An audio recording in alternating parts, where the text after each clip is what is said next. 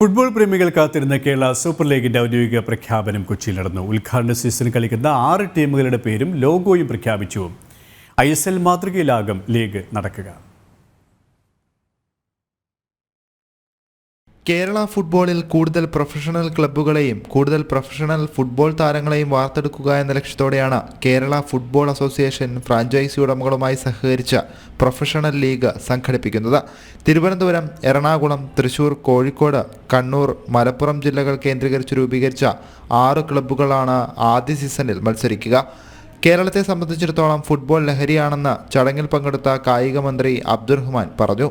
Football എന്നത് കേരളത്തിലെ ജനങ്ങളെ സംബന്ധിച്ചിടത്തോളം ലഹരിയാണ്. ഫുട്ബോളിനെ ആരാധിക്കുന്ന ആളുകളാണ് കേരളത്തിൽ മുഴുവനായുള്ളത് എന്ന് നമുക്കറിയാം. അതുകൊണ്ട് തന്നെ ഈ ഒരു മേഖലയെ വളർത്തിക്കൊണ്ടുവരുമ്പോൾ അതിനാവശ്യമായുള്ള പ്രോത്സാഹനം ഗവൺമെൻറ് നൽകുമെന്ന കാര്യത്തിൽ ഒരു സംശയമില്ല. 45 ദിവസം നീണ്ടു നിൽക്കുന്നതാണ് super league. Malappuram football club, Calicut sultans FC, Thiruvananthapuram Kombans FC, Thrissur roar FC, Kannur squad FC, Kochi peppers FC എന്നീ ടീമുകൾ ലീഗിൽ മാറ്റുരയ്ക്കും. 4 വിദേശ താരങ്ങളെയും നിശ്ചിത എണ്ണം മലയാളി താരങ്ങളെയും ഉറപ്പാക്കുന്ന തരത്തിലാകും ഓരോ ടീമിൻ്റെയും ഘടന. ചടങ്ങിൽ AIFF president Kalyan Chaubey, KFA president Navas Meeran, Charu Sharma, IM Vijayan, Baichung Bhutia തുടങ്ങിയവർ പങ്കെടുത്തു.